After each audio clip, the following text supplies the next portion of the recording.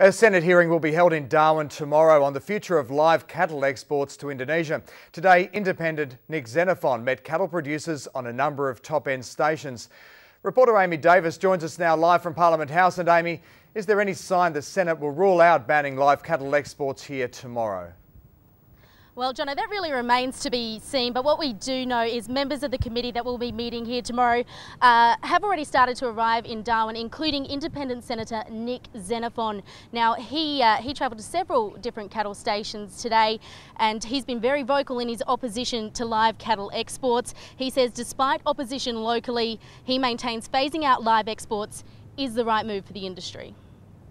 There is common ground in getting adequate compensation, in ensuring that they are looked after so that they should not be suffering as a result of they acted in good faith. The fact is they paid their levy over many years. They thought the MLA was handling animal welfare issues. Clearly they weren't.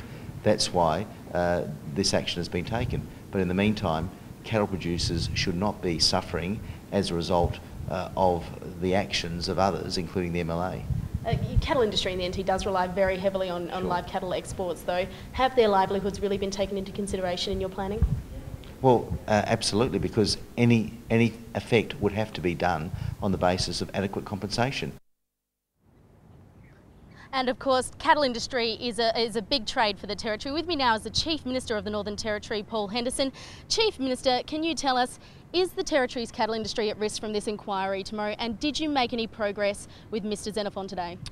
Well, Nick Xenophon today has heard from Territorians right across the top end that his bill is an absolute insult to many hundreds of hard-working families right across the Northern Territory.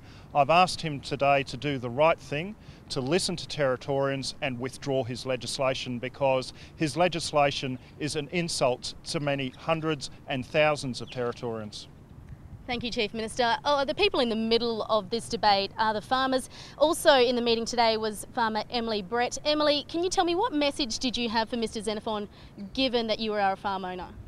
I spoke to Senator Xenophon about the financial hardship that we're experiencing at the moment because of the live export suspension, and I also spoke to him about my concerns over him wanting to ban live export and what that would do to a lot of families and what that would do to our industry in the Northern Territory and how damaging it would be.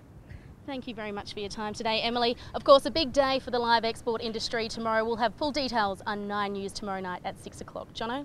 Amy, thank you very much. Amy Davis reporting live at Parliament House.